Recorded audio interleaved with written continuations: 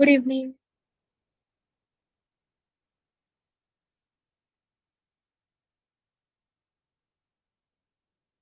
Am I audible? Okay. ठीक है। आज लास्ट क्लास है अपनी। प्रीवियस क्लासेस में किसी को दोनों में से किसी को कुछ डाउट है?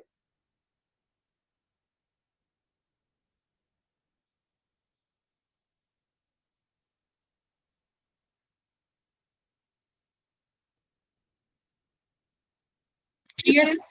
ओके, ठीक है। आज लास्ट क्लास है, फिर कंप्लीट करते हैं, देन शायद सर आपका टेक ओवर कर देंगे। Please be with me till the end of the session. Okay, आज केस स्टडी नहीं रहेगी, जल्दी जल्दी हो भी जाएगा। ठीक है, स्टार्ट करते हैं। Entrepreneurship and venture capital. What is entrepreneurship? कौन बता सकते हैं? सृष्टि, सुकृति।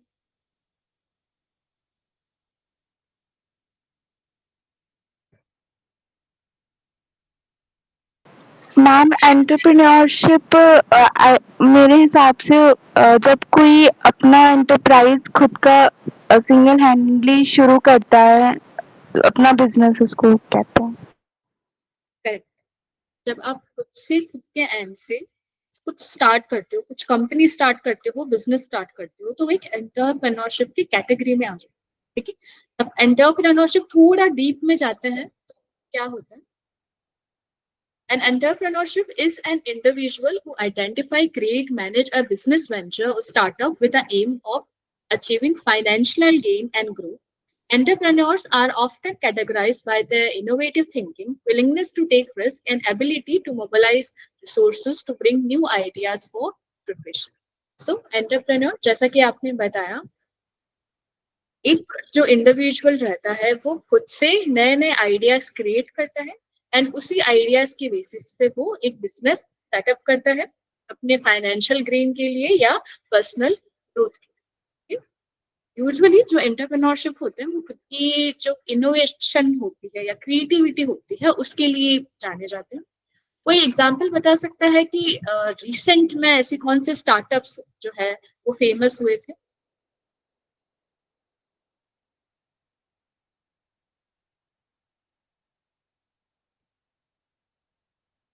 ओके, मैं बता देती हूँ। जैसे ओयो हुआ या आई गेस आपने सुना होगा एमबीए चाय वाला। सुना? राइट। सो एमबीए चाय वाला हुआ ही, उसने कुछ नहीं करा था, he was a MBA drop out. Okay, अभी वो बहुत फेमस है बट स्टार्टिंग स्टार्टिंग में वो बहुत ज्यादा फेमस भी हो गया था और सक्सेसफुल भी हो गया था। बट उसके बाद कंटिन्यूअसली खुद के बिजनेस पे ध्यान नहीं देने की वजह से वो डेप्थ में चला गया। बट स्टार्टिंग स्टार्टिंग में व्हाट ही डिड, उसने सिंपली एक रिसर्च करा एंड देन ही रियलाइज जो हमारे इंडिया का चाय वाला रहेगा वो एज अ एवरेज जो हमारे सैलरीड एम्प्लॉयज हैं उनके कैटेगरी में ज्यादा पैसे कमाए। ठीक है। सो उसी चीज को उसने दिमाग में रखा एंड उसने सिंपली एक चाय सुट्टा बार जिसको हम बोलते हैं वो स्टार्ट करा एमबीए चाय वाला के नाम से। So why was he was famous? He was famous due to his unique name and maybe the unique taste that he provided for his teas. उसका यूनिक नेम क्या था? एमबीए चाय वाला। सब लोगों को उसका बिग स्टोरी पता था कि इसने रिसर्च करा एंड इसको रियलाइज हुआ कि जो हमारा चाय वाला रहता है इंडिया का वो ज्यादा अर्न करता है बजाय एक सैलरीड एम्प्लॉयज के। एंड इसी कंसेप्ट के साथ में इसने एमबीए चाय वाला क्यों चूज करा? Because it's for the unique name. ये नेम था वो यूनिक था, जो इनके प्रोसेस था चाय का या फिर टेस्ट भी है वो भी शायद इनका यूनिक रहा होगा जिसकी वजह से ये अचानक से बहुत ज्यादा फेमस हो गया। बट अगर आप अचानक से आपको इतना ज्यादा फेम मिलता है तो एक बिजनेस को संभालना थोड़ा इनस्टेबल हो जाता है। इसके शायद पार्टनर्स भी थे, so there was some differences in that also. So that's why आप जब भी स्टार्ट करते हो, कुछ बिजनेस को स्टार्ट करते हो, आप एक यूनिक आइडिया या एक यूनिक नेम से आप स्टार्ट करते हो। ठीक, आपके अलग अलग फंडिंग से आप अपना जो बिजनेस है वो सेटअप करते हो and then you will start running your business. लेकिन जैसा जैसा अगर आपका बिजनेस बढ़ता जाता है वैसे वैसे ही आपको अलग अलग लोग जो रहते हैं वो इंक्लूड करने रहते हैं, आपको अलग अलग एक्सपर्ट इंक्लूड करने रहते हैं, क्योंकि सब चीज आप नहीं कर सकते। उसके लिए इंटरप्रेन्योरशिप का टर्म आ जाता है कि वो अलग अलग जो एक्सपर्ट रहते हैं उनका यूज करता है एंड वो अपने बिजनेस को आगे बढ़ता है। Entrepreneurship is an individual who will set up, who will create a unique idea and will set up a business according to that idea. उसका क्रिएटिविटी, उसका एक पहचान रहता है, इनोवेशन रहता है उसके बिजनेस के अंदर, एंड उसका एक विलिंगनेस रहता है इस एक रिस्क को उठाने का, क्योंकि अगर आपके पास में कुछ फंड्स नहीं है या आपके पास में कुछ नेटवर्किंग नहीं है, still you are doing something, तो वो बहुत बड़ा रिस्क होता है। तो वो रिस्क की एबिलिटी भी हमारे एंटरप्रेन्योरशिप में होनी चाहिए। Then, who is entrepreneurship? Entrepreneurship is an individual who identifies the resources and and uh, create and set up the business venture for achieving the goals. Yeah, correct. तो ये चीज समझ में आ गई? Okay. Then we have entrepreneur mindset. अब mindset यानी कि क्या क्या यूनिक, ओके, क्या क्या यूनिक आपकी स्किल्स रहती है, क्या एटीट्यूड रहता है अगर आप एज अ एंटरप्रेन्योरशिप खुद स्टार्ट करना चाहते हो। The first thing would be curiosity. Curiosity, what is a curiosity? An intense desire to understand how things work and a constant quest for new knowledge. अगर आपको एक क्यूरियोसिटी जो आपको दिलचस्पी रहती है, जिसके अंदर आपको कुछ जानना रहता है, किसी के बारे में नॉलेज आपको गेन करनी रहती है, वो एक क्यूरियोसिटी एक एंटरप्रेन्योरशिप के माइंडसेट को बहुत फर्क देता है। फॉर एग्जाम्पल, अगर आपको कुछ बिजनेस सेटअप करना है एंड आपको कुछ आइडिया आएगा, कुछ भी आइडिया आ सकता है। फॉर एग्जाम्पल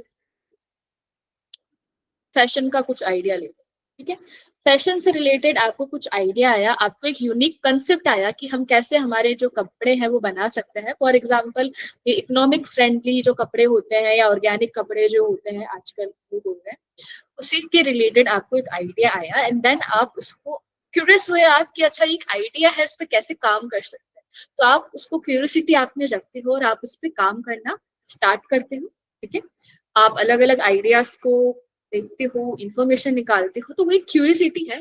जैसे ही आपके पास में क्यूरियोसिटी आएगी आप अलग अलग इंफॉर्मेशन निकालना स्टार्ट करते हो। जैसे जैसे वो इंफॉर्मेशन आपके पास में आती जाएगी वैसे वैसे आपका जो माइंड रहेगा वो क्लियर हो जाएगा कि हमें किस तरफ आगे बढ़ना है और हमें कैसे कैसे हमें इस आइडिया के लिए एक बिजनेस सेटअप करना।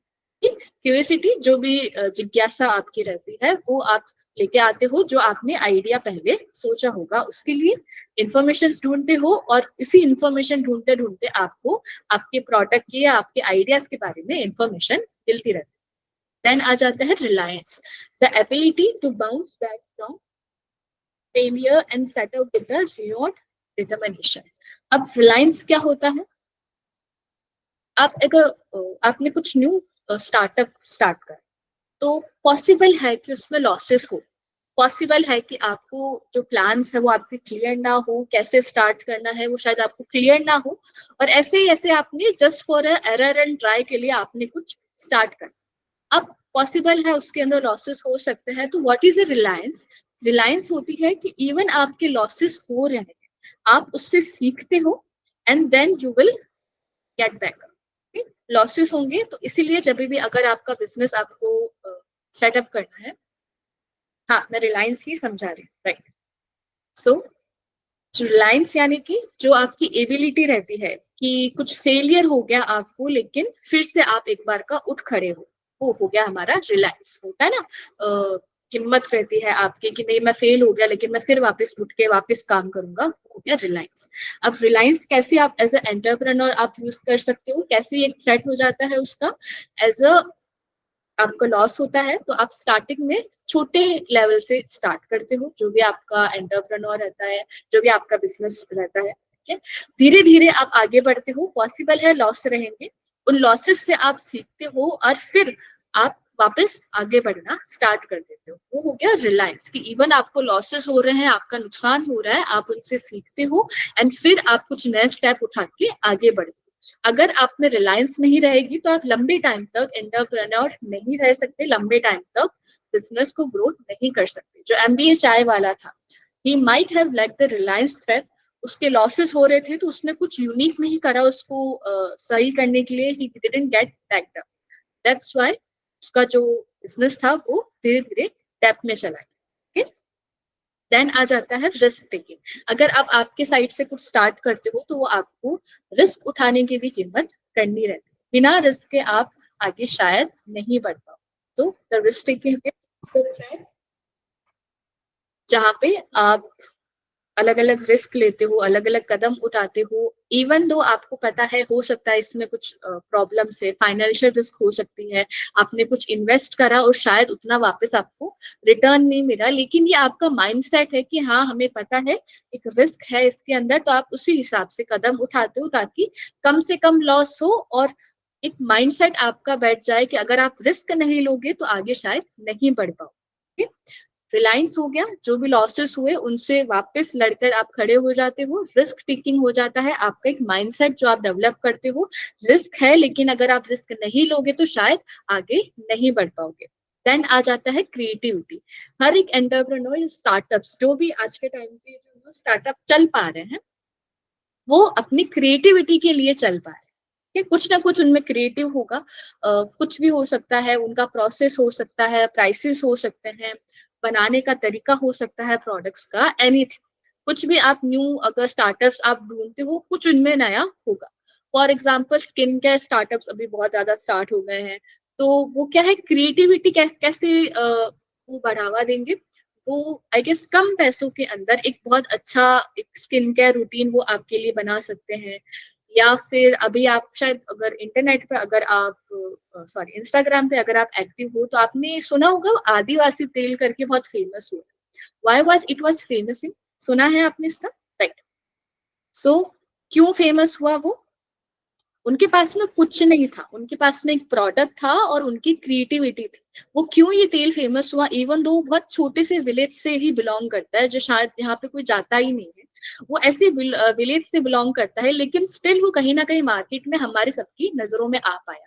वो उसकी क्रिएटिविटी की वजह से, कि उन्होंने क्रिएटिविटी दिखाई। पहला तो उनके प्रोडक्ट में उन्होंने इसी टाइप की स्टोरी वो बताती है कि हमारे आदिवासी थे, हम लोग को ज्यादा कुछ नहीं आता था, लेकिन हमारी औरतों के जो बाल थे वो बहुत सुंदर थे, वो अलग अलग जड़ी बूटियों का यूज करके अपने बालों का ध्यान रखती थी, दैट्स व्हाई उनके जो बाल है बहुत सिल्की हो गए, अच्छे हो गए। उन्हीं चीज का उन्होंने प्रोडक्ट बनाया ना, और इसी एक यूनिक स्टोरी के साथ में उन्होंने अपना जो प्रोडक्ट मार्केट में उतारा। फिर उन्होंने जो भी छोटे छोटे इन्फ्लुएंसर्स थे उनके पास में गए, वो इनसे मार्केटिंग करवाई, एंड धीरे धीरे आज के टाइम पे अभी फेमस हो रखा है, तो लगभग सबको उस तेल के बारे में पता है। तो वही क्रिएटिविटी होती है जो शायद आपको लानी रहती है, शायद नहीं पक्का ही आपको लानी रहती है, अगर आप मार्केट में एक नया स्टार्टअप करना चाहते हो या नया प्रोडक्ट उतारना चाहते हो, क्योंकि बहुत सारे प्रोडक्ट एक जैसे होते हैं, आप में क्या अलग है वो आपका क्रिएटिविटी ही बताता है। देन आ जाता है proactivity, taking initiative and being self driving rather than waiting for opportunities to come. Proactivity यानी कि आप एक जगह ना बैठ के ये नहीं सोचोगे कि हाँ जो होगा देखा जाएगा, या फिर हमने प्रोडक्ट बना दिया मार्केट में उतार दिया, अब शायद प्रोडक्ट खरीद लेंगे तो पैसे आ जाएंगे, तो वो माइंडसेट नहीं होना चाहिए आपका। वही वापस आदिवासी तेल का अगर हम एग्जांपल ले लें, सो उन्होंने खुद के साइड से ही मार्केटिंग करना स्टार्ट करा। ठीक? उन्होंने ही अलग अलग इन्फ्लुएंसर्स को अप्रोच करा और उन्होंने ही सोशल मीडिया से अपना जो मार्केटिंग था वो स्टार्ट करा। सो वो एक एक्टिविटी, एक जो वर्क है वो आपको खुद को करना रहता है, ना कि आप एक वेट करते रहोगे कि हाँ कोई हमारा प्रोडक्ट खरीदेगा और उन्हें पसंद आ जाएगा। कोई भी किसी के पास में ना तो वो नॉलेज होगी आपके प्रोडक्ट की, ना किसी के पास में वो टाइम होगा। आपको आपका प्रोडक्ट कैसे आप आपके कस्टमर्स के सामने या मार्केट में उतारते हो वो आपको क्लियर होना चाहिए। आपकी ही तरफ से सारी जो मेहनत रहती है, मार्केटिंग करनी है, कैसे कस्टमर्स को हमारे प्रोडक्ट के बारे में पता चले, वो आपको ही डिसाइड करना है। आप बैठे बैठे ये नहीं सोच सकते कि हमने प्रोडक्ट बना लिया और अब लोग खरीद लेंगे। बहुत सारे जो प्रोडक्ट्स रहते हैं जो मार्केट में है वो क्यों फेल हो जाते हैं, क्योंकि उनकी साइड से कोई एक्टिविटी नहीं है, कुछ मार्केटिंग एक्टिविटी नहीं है जो कस्टमर्स का ध्यान अट्रैक्ट कर सके। और जिन लोगों के पास में मार्केटिंग का एक एडवांटेज है वो खुद से अप्रोच करते हैं कस्टमर्स को, and then we all know कौन कौन से वो प्रोडक्ट्स हैं। That's why. देन आ जाता है adaptability, flexibility to pivot or adjust strategies in response to changing circumstances. Adaptability, जो भी आपकी चेंज आते हैं, मार्केट में चेंज आता है, आप उस अकॉर्डिंग ही आपके जो प्रोडक्ट्स है वो डेवलप करते हैं। हम कितने टाइम से बात कर रहे हैं, एज अ एंटरप्रेन्योर आपको ये पता होना चाहिए कि अभी मार्केट के ट्रेंड में क्या चल रहा है और क्या कस्टमर्स डिमांड में कर रहे हैं, क्या क्या चेंजेस आ रहे हैं मार्केट में, एंड उसी चेंजेस के अकॉर्डिंग ही आप अपना जो बिजनेस है वो सेटअप करते हो, उन चेंजेस का एडवांटेज ले सकते हो। अभी फॉर एग्जांपल एआई का हमने एग्जांपल लिया, तो एआई आज के टाइम पे बहुत एक बड़ा चेंज है जो हमारे मार्केट में है। अभी तक एआई इतना ग्रो नहीं करा है जितना वो शायद अभी 4 से 5 सालों में कर लेगा। सो ये हमारा एक अडेप्टेबिलिटी होना चाहिए। ये जो चेंज मार्केट में आ रहा है उसको अपनाना हमें होता है। बहुत सारी जो कंपनीज है इसी चीज को उन्होंने फॉलो करा, और आप देखोगे कितने सारे एआई टूल्स है, ना कि चैट जीपीटी, तो बहुत सारे जो एआई टूल्स है वो भी मार्केट में आने लग गए, क्योंकि उनको पता है ये चेंज आ रहा है आर्टिफिशियल टेक्नोलॉजी का, एंड वो अब इसी चेंज के अकॉर्डिंग ही अपना प्रोडक्ट डेवलप करके मार्केट में उतार रहे हैं। देन आ जाता है vision, the ability to see potential where others might not envision future possibilities or long term goal. एक विजन आपका होना चाहिए। क्या विजन रहेगा अगर आप एक स्टार्टअप से स्टार्ट करते हैं? फॉर एग्जाम्पल आपको कुछ स्टार्टअप स्टार्ट करना है, what will be your vision? कुछ एक स्टार्टअप का एग्जाम्पल दो जो शायद आप कर सकते हो, कुछ भी हो सकता है।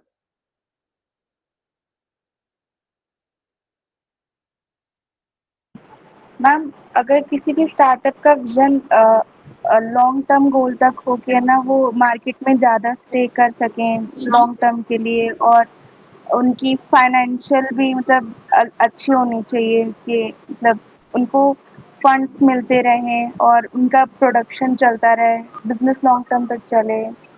करेक्ट। जो आपका विजन रहता है लॉन्ग टर्म के लिए, आपके बिजनेस के लिए, ऑन एवरेज यही रहता है कि वो पहला जो हमारा बिजनेस है वो बहुत लंबे टाइम तक मार्केट में सर्वाइव करे। वो एक विजन आप लेके चलते हो, कैसे सर्वाइव करेगा उसका भी थोड़ा थोड़ा आपको आइडिया रहता है। अगर आप एक ऐसे स्टार्टअप, आपने कुछ बिजनेस स्टार्ट करा हो, क्योंकि उससे स्टार्ट बिजनेस सेटअप करने से पहले ही आप जो भी सारी इंफॉर्मेशन है वो ढूंढ लेते हो, तो आपको कहीं ना कहीं एक आइडिया रहता है कि हमें कैसे हम लोग लंबे टाइम तक मार्केट में सर्वाइव कर सकते हैं, फंड कहाँ से आ सकते हैं, जो प्रोडक्शन रहेगा हमारा, प्रोडक्ट डेवलपमेंट रहेगा वो कैसा रहेगा, और कैसे बहुत लंबे टाइम तक जो हमारा बिजनेस है वो एक मार्केट में सर्वाइव कर सकता है।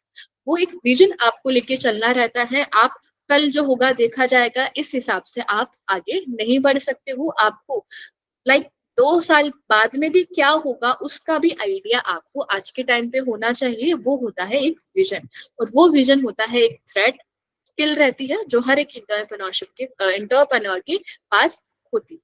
ठीक है, वापस क्या क्या स्किल सेट रहना चाहिए, क्या क्या कैसा एटीट्यूड रहना चाहिए। फर्स्ट वो क्यूरियस रहे, अलग अलग इंफॉर्मेशन अपने प्रोडक्ट के लिए ढूंढते रहे, बिजनेस के लिए ढूंढते रहे।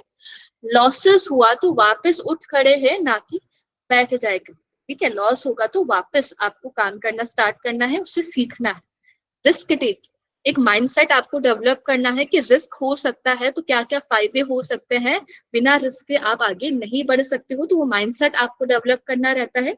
क्रिएटिविटी, क्या क्रिएटिविटी है आपके बिजनेस और आपके प्रोडक्ट के अंदर, वो क्रिएटिविटी आपको लानी रहती है। प्रो एक्टिविटी, खुद से आप अगर कुछ बिजनेस स्टार्ट करते हो तो कस्टमर्स अपने आप आपके पास में नहीं आएंगे, आपको ही उनके पास में जाना है, अलग अलग स्ट्रेटेजीज डेवलप करनी है ताकि कस्टमर्स आपके प्रोडक्ट या आपके बिजनेस के बारे में जान सके। अडेप्टेबिलिटी, मार्केट में जो भी चेंज आ रहा है उसको आप अडेप्ट कर सको, मार्केट में जो भी चेंज आ रहा है उसको आप अडेप्ट कर सको और उसी के साथ आप मार्केट में आपको सर्वाइव करना है। देन आ जाता है विजन, लॉन्ग टर्म के लिए आप में कैसे एक मार्केट में सर्वाइव करोगे, क्या क्या आपके स्ट्रेटेजीज रहेगी, उसका कहीं ना कहीं आपको आइडिया रहना चाहिए और उसका एक विजन रहना चाहिए। This one is clear?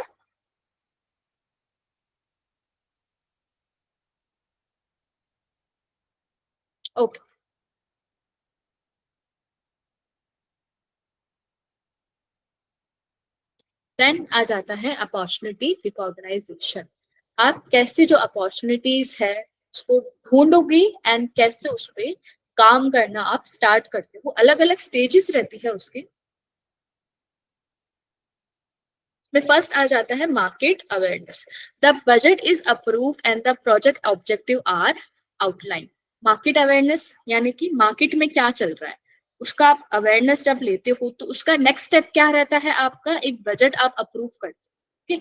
क्या क्या ऑब्जेक्टिव्स है आपके प्रोडक्ट के वो आप डिसाइड करते हो, हर एक चीज का प्लान बनाते हो। वो मार्केट अवेयरनेस के स्टेज पर आप करते हो जब आप कुछ स्टार्ट करने वाले हो, प्रोडक्ट स्टार्ट करने वाले हो, कुछ आपको आइडिया रहता है। वो जो आइडिया का जो स्टेज रहता है उसी पर जो आप है ना सारी चीजें आउटलाइन करते हो कि कैसे हम लोग मार्केट में उतरेंगे, क्या बजट रहेगा हमारे प्रोडक्ट का, किस बजट के साथ में हमारी जो मार्केटिंग स्ट्रेटेजीज रहेगी वो रहेगी, एंड कैसे कैसे जो हमारा प्रोडक्ट है वो आगे बढ़ेगा। ये सारी स्ट्रेटेजीज है वो आप डेवलप करते हो, एक आउटलाइन कर देते हो सब चीजों को, एक रिपोर्ट आप बना देते हो। देन आ जाता है problem solving. Delivery times are defined and the work schedule is built. Problem solving यानी कि आपकी प्रोडक्ट जब वो उतरेगा तो क्या क्या प्रॉब्लम्स आ सकती है जब वो आपके मार्केट के अंदर उतरेगा। तो पहली जो सबसे इम्पोर्टेंट प्रॉब्लम्स होती है वो होता है कि क्या हमारा प्रोडक्ट सही सलामत कस्टमर्स के पास में पहुंचेगा या नहीं पहुंचेगा, कितने प्राइस रेंज में रहेगा। ज्यादा प्राइस रहेगा तो शायद कस्टमर्स हमारा प्रोडक्ट नहीं खरीदे, डैमेज प्रोडक्ट रहा या फिर पैकेजिंग अच्छी नहीं रही, तो ये क्या है, प्रॉब्लम है जो स्टार्टिंग में इनिशियल लेवल पे क्रिएट होती है जब हम हमारा प्रोडक्ट उतारना वाले होते हैं मार्केट के अंदर। तो हम ट्रांसपोर्टेशन का ही एक एग्जांपल लेते हैं तो उन्हें यहाँ पे delivery time are defined and the work schedule is built. कैसे हम हमारा जो वर्क रहेगा, कैसे जो प्रोडक्ट रहेगा वो हम डेवलप करेंगे, क्या प्राइस रहेगी उस चीज को हम डेवलप करते हैं, डिलीवरी टाइम क्या रहेगा, कब कितना पूरा साइकिल लेके हमारा जो प्रोडक्ट है वो बनेगा और कब मार्केट में उतरेगा उसको हम फिक्स करते हैं। ओके, देन आ जाता है networking. The first vision is to send the rectify the text and chosen styles. Networking यानी कि जब आप अलग अलग लोगों से बातचीत करना, उनसे कनेक्ट करना स्टार्ट करते हो तो आप किन किन लोगों से बात करोगे। फॉर एग्जाम्पल आपने एक प्रोडक्ट बना लिया, ओके, अब आपको नहीं पता प्रोडक्ट का क्या करना है, तो आप हो सकते हो किसी रिटेलर के पास में जाते हो या किसी दुकान वाले के पास में जाते हो और बोलोगे कि सर हमने ये प्रोडक्ट बनाया है, एक बार का आप आपका जो प्रोडक्ट है वो किसी कस्टमर्स को बेच कर देखो या आप खुद यूज करके देखो। वो क्या आ जाता है, नेटवर्किंग के अंदर आ जाता है। The first version is send to rectify the text and choose an style. जो स्टार्टिंग का जो प्रोडक्ट रहेगा आपको नहीं पता कि आपका प्रोडक्ट कैसा है, तो टेस्ट करने के लिए आप एक अलग अलग लोगों को आप बेचते हो, दुकान वाले को भेजते हो। कभी कभी आपने देखा है दुकान वाला पूछता है कि सर हमारे ये नया आया है, एक बार इसको ट्राई करके देखो, कभी पैसा भी वो आधा ले लेता है, कभी देखा है आपने। ज्यादातर किराने वाले यूज करते हैं। तो वो क्या है, वो नेटवर्किंग का एक एग्जाम्पल हो जाता है कि उनको बोला जाता है कि एक बार का किसी कस्टमर्स को बेच के दिखाओ कि जो प्रोडक्ट है हमारा एक बार बेच दो, उनके रिव्यू वगैरह ले लो, क्योंकि आप तो एक ही कस्टमर्स के पास नहीं जा सकते लेकिन आप उस दुकान वाले के पास तो जा ही सकते हो प्रोडक्ट के लिए। वो हो गया हमारा नेटवर्किंग। देन आ जाता है research and analysis. At this point the entire product is developed and the cumulate with deliverables. Research and analysis जो स्टेज आ जाती है उस टाइम पे आपको पूरा जो प्रोडक्ट है वो फाइनल जो प्रोडक्ट रहता है वो डेवलप हो गया, ठीक है। अब आप अलग अलग रिसर्च करते हो, एनालाइज करते हो। रिसर्च एंड एनालाइज कहाँ से आया, जब आपने नेटवर्किंग करी वहां से फीडबैक आए होंगे आपके प्रोडक्ट के लिए, पैकेजिंग के लिए, प्राइस के लिए, दुकानदार जिनसे भी आपने कांटेक्ट करा होगा वहां से फीडबैक आए, एंड देन उनकी सबकी आपने रिपोर्ट बनाई, रिसर्च करा कैसे आप आपके प्रोडक्ट को सुधार सकते हो, एंड देन अपना जो फाइनल जो प्रोडक्ट है वो आप प्रिपेयर कर लेते हो रिसर्च और एनालिसिस के स्टेज पे। देन आ जाता है trend spotting, final phase where the execution of the campaign begin. अब ट्रेंड स्पॉटिंग यानी कि अब कहाँ पर आपको आपका प्रोडक्ट उतारना है, कहाँ पर इस चीज का नीड है, ये फाइनल स्टेज आ जाता है जहां पे अब फाइनली अब आपका जो प्रोडक्ट है वो उतारने के लिए रेडी है। ट्रेंड क्या रहेगा मार्केट का, कहाँ पे आप प्रोडक्ट उतार सकते हो, इन सबको आप हाईलाइट करते हो एंड देन आ जाता है idea generation, brainstorming and consolidating new ideas and approaches. अब आपने मार्केट डिसाइड कर लिया, कहाँ पर आपका मार्केट रहेगा, कहाँ पर ट्रेंड है, कहाँ पे आपका प्रोडक्ट है वो ज्यादा सक्सेसफुल होगा, ये चीज जब आप डिसाइड कर लेते हो तब आप नए नए आइडियाज लेके आते हो, जिससे आप आपका जब प्रोडक्ट उतारोगे तो मार्केटिंग कैसे करोगे, कैसे कस्टमर्स का अट्रैक्शन लोगे, वो फिर कहाँ आ जाता है, हमारे मार्केटिंग और सेल्स के स्टेज पर आ जाता है। ये जो प्रोसेस है ना, ये प्रोडक्ट डेवलपमेंट का प्रोसेस है कि आप एंटरप्रेन्योर हो, आपने एक नया प्रोडक्ट डेवलप करा है और कैसे कैसे उस प्रोडक्ट को आप आगे डेवलप कर सकते हो, बिल्कुल इनिशियल लेवल। ठीक है, अब आइडिया आप जनरेशन पे आप लोग मार्केटिंग स्ट्रेटेजीज डेवलप करना स्टार्ट कर देते हो कि अब कैसे हम हमारा जो प्रोडक्ट है उतारेंगे, तो अब फिर आ जाता है हमारा मार्केटिंग का और सेल का स्टेज, जो हमने प्रीवियस क्लासेस में पढ़ा था। ठीक, वापस पहला मार्केट अवेयरनेस, बजट आप डिसाइड करते हो, मार्केट डिसाइड करते हो, कैसे बजट रहेगा, कितना प्रोडक्ट का बजट रहेगा, वो सारी चीजें।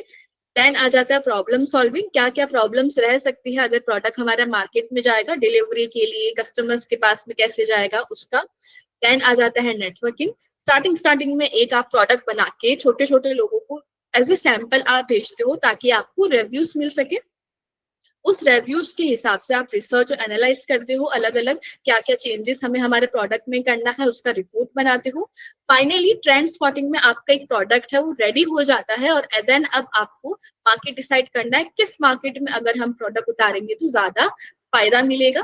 देन आ जाता है आइडिया जनरेशन, अलग अलग स्ट्रेटेजीज आप डेवलप करके अब मार्केट को टारगेट करना आप स्टार्ट करते हो एंड देन उसके बाद में हमारी मार्केटिंग और सेल की एक्टिविटीज स्टार्ट हो जाती है। या Okay. How they connect? अब what are the connect? Opportunity और जो एंटरप्रेन्योर माइंडसेट, वो दोनों कैसे एक दूसरे के साथ मिलकर एक एंटरप्रेन्योर का माइंडसेट डेवलप करते हैं। How they connect? Entrepreneurship mindset enhances the ability to recognize opportunities. जो माइंडसेट रहेगा आपका, जो हमने अभी स्किल्स पढ़ी, वो स्किल आपकी अपॉर्चुनिटी को ढूंढना, उसको अपॉर्चुनिटी को कैसे आप कैप्चर करोगे उसको इनहेंस करता है। कैसे कैसे करता है? फर्स्ट आ जाता है enhance the prescriptions. The entrepreneur mindset allow individual to see opportunities where others see challenges and limitations. जो माइंडसेट रहता है एंटरप्रेन्योरशिप का, जहां पर लोगों को लगता है कि यहाँ पे कुछ नहीं हो सकता, एंटरप्रेन्योर वहां पर एक अपॉर्चुनिटी ढूंढ के ले आता है। ठीक है, वो क्यूरियस रहेगा वहां पर क्यों नहीं है यहाँ पे, उसके बारे में वो रिसर्च करेगा, इंफॉर्मेशन आएगी तो आइडिया आ जाएगा, अच्छा हम ये चीज कर सकते हैं, तो ये मार्केट, ये जो बिजनेस है हम यहाँ पे सेटअप कर सकते हैं। फॉर एग्जाम्पल अगर हम लोग ले, एक सिंपल सा एग्जाम्पल लेते हैं, कोई एक जमीन है, ठीक है, एक बंजर जमीन है एंड वहां पर कुछ खेती बाड़ी नहीं होती, तो लोग एक ऐसे एवरेज जो भी इंसान रहेगा वो क्या करेगा, उसको शायद अबेंडन कर देगा, छोड़ देगा कि यार यहाँ पे तो कुछ कर ही नहीं सकते। ठीक है, जो एक एंटरप्रेन्योरशिप आएगा, एंटरप्रेन्योर जो आएगा वो देखेगा कि इस जमीन में ऐसा क्या है जो यहाँ पे खेती बाड़ी नहीं हो रही, वो क्यूरियस होगा। ठीक है, वो उसको शायद खोदना स्टार्ट करेगा, खोदते खोदते उसको थोड़े टाइम बाद में शायद उसको आई गेस कोयले की या इनकी कुछ माइंस है वो मिल जाएगी। ठीक है, नॉट कोयला, लेट्स से मार्बल का जो माइंस होता है, मार्बल की जो खान होती है वो मिल जाएगी। तो क्या चीज हुई कि दूसरे लोगों ने बोला कि ये तो जमीन खराब है, यहाँ पे तो कुछ नहीं हो सकता, उसने उस जमीन की जांच करी और उसको पता लगा कि यहाँ पे एक मार्बल की खान है और पत्थर की वजह से जो फर्टिलिटी है जो हमारे अर्थ की वो इतनी इतनी नहीं है, जिस वजह से जो है खेती बाड़ी नहीं हो पा रही है। तो वो क्या करेगा, वो सिंपली उस जमीन को खोदेगा और एक मार्बल की खान स्टार्ट कर देगा, तो उसके पास में प्रॉफिट आना स्टार्ट हो जाएगा। वो हो गया एक इनहेंस प्रिस्क्रिप्शन कि जहां पर लोगों को कुछ नहीं दिखता वहां पर एक एंटरप्रेन्योर को अपॉर्चुनिटी दिखती है कि हम यहाँ पे कुछ कर सकते हैं। कहाँ से आती है? पहला वो क्यूरियस होता है, इंफॉर्मेशन निकालता है एंड देन उसको आइडिया आ जाता है बिजनेस को सेटअप करने का। देन आ जाता है innovative thinking, creative and willingness to experiment lead to the discovery of a new solution of a business model.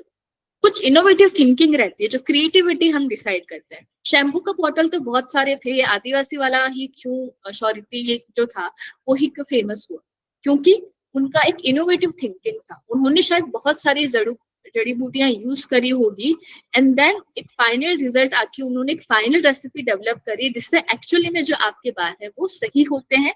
क्या ये जो सेम एक्सपेरिमेंट थे क्या दूसरे लोग नहीं कर सकते थे? वो नहीं कर सकते थे क्योंकि वो शायद केमिकल कंपाउंड या शैम्पू जो भी थे इनमें उलझ रखे थे, जो सिर्फ शायद दिखने में सही होता है लेकिन काम उतना नहीं करता है। लेकिन उन्होंने अलग अलग चीजें ट्राई करी होगी, अलग अलग रेसिपीज ट्राई करी होगी, तब जी जाके तो उनका फाइनल एक प्रोडक्ट बना।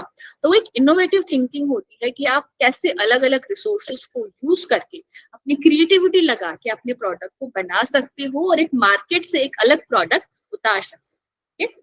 देन आ जाता है risk management. By embracing risk and being prepared for failure, entrepreneurs are better positioned to explore and seize opportunities. जो रिस्क मैनेजमेंट होता है, अगर आपका ये माइंडसेट रहता है कि नहीं यहाँ पे रिस्क तो होगा लेकिन प्रॉफिट भी बहुत ज्यादा रहेगा, तो आप में एक हिम्मत आ जाती है उस चीज को करने की। आप रिस्क उठाते हो तभी तो आपको पता चलेगा कि हाँ एक्चुअली में यहाँ पे कितना रिस्क था और हम कितना यहाँ से प्रॉफिट उतार सकते हैं। और अगर दूर से ही आपको लगे कि नहीं ये तो बहुत रिस्की है, हम तो करेंगे ही नहीं, ट्राई नहीं करेंगे, तो आपको कैसे पता चलेगा कि क्या एक्चुअली में इतना रिस्की है, क्या एक्चुअली में यहाँ पे प्रॉफिट है या नहीं है। तो वो हो गया रिस्क मैनेजमेंट, कि आपका जो माइंडसेट रहता है कि हम रिस्क उठा सकते हैं, वो आपको अलग अलग चीजें करने पे मजबूर कर देता है कि वो हम अलग अलग चीजें कर सकते हैं, हमारे माइंडसेट प्रिपेयर हो जाता है, हमने हिम्मत आ जाती है। जब हम वो चीज करते हैं तो भले उसमें रिस्क रहेगा, कहीं ना कहीं प्रॉफिट हम उसमें निकाल सकते हैं। आप रिस्क नहीं लोगे तो आगे नहीं बढ़ पाओगे। तो रिस्क मैनेजमेंट, रिस्क को मैनेज करके चलो और वहां से अपॉर्चुनिटी निकालो। Persistence. The reliance to keep pursuing a vision despite obstacle helps in the recognize and capitalize on the opportunity that may require a long-term commitment. Persistence यानी कि लगे रहना, ठीक है, बस करते रहना, रुकना नहीं है, वो हो गया persistence. Problems आ रही है, रिस्क भी आ रहा है, लॉसेस भी आ रहा है, लेकिन आप रुक नहीं रहे हो, आप अलग अलग अपॉर्चुनिटीज ढूंढ रहे हो, अलग अलग रास्ते निकाल रहे हो। अगर आप 100 रास्ते ढूंढते हो, कोई एक रास्ता तो वहां पे जाएगा ही। वो हो गया परसिस्टेंस, कि ये जो आपका ये लगे रहना है कि नहीं बस हमें करते रहना है, कुछ ना कुछ तो होगा। उसी की वजह से जो हमारे जो स्टार्टअप्स है वो आज के टाइम पे इतने फेमस हो पाए। जो गूगल हो गए, फेसबुक हो गए, वो सब स्टार्टअप थे, आज के टाइम पे वो जायंट्स हो गए। वो इन्हीं जो भी थिंकिंग थी, इन्हीं माइंडसेट की वजह से वो स्टार्ट हुए थे। उन्होंने कुछ प्रॉब्लम्स निकाली होगी, कुछ क्रिएटिविटी वो लेकर आए थे, अलग अलग इंफॉर्मेशन उन्होंने निकाली एंड देन फाइनली उनका जब प्रोडक्ट मार्केट में आया, उसके बाद में भी प्रॉब्लम्स हुई, गूगल में प्रॉब्लम्स हुई थी, माइक्रोसॉफ्ट में प्रॉब्लम्स हुई थी, फेसबुक में भी प्रॉब्लम होती रहती है, लेकिन क्या वो रुकते हैं? वो नहीं रुकते, कुछ ना कुछ नया करते रहते हैं, जिसकी वजह से जो वो एक मार्केट में लंबे टाइम तक आज के टाइम पे सर्वाइव करते हैं। Is this clear?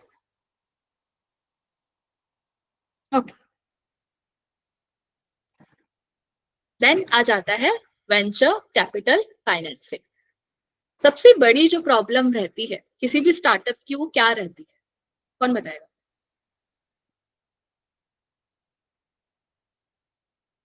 Ma'am capital लगाना, जैसे कि कैपिटल फाइनेंसिंग, कौन उसको फाइनेंस करेगा और पूरा फंडिंग कैसे होगी, वो स्टार्टअप चलेगा कैसे? करेक्ट। वेंचर कैपिटल फाइनेंस क्या होता है कि हर एक स्टार्टअप का प्रॉब्लम होता है उसका फाइनेंस। स्टार्टअप का मतलब ये रहता है कि आपके पास में कुछ फाइनेंस नहीं था लेकिन स्टिल आपने कुछ स्टार्ट करा, कुछ बिजनेस आपने स्टार्ट करा, वो हो गया हमारा स्टार्टअप। अब वेंचर कैपिटल फाइनेंस होता है अगर आप आगे जाके कुछ स्टार्टअप स्टार्ट करते हो आपके साइड से, तो कैसे कैसे जो है आप अलग अलग इन्वेस्टमेंट ले सकते हो। तो वेंचर कैपिटल फाइनेंस वही है कि स्टार्टअप्स को जो लोग फंड करते हैं, जो फाइनेंशियली सपोर्ट करते हैं, एक एक्सपर्टीज रहती है उनकी, फाइनेंशियली वो सपोर्ट करते हैं। जैसे शार्क टैंक आप देखते हो, तो शार्क टैंक क्या है, एक वेंचर कैपिटल फाइनेंस ही तो है।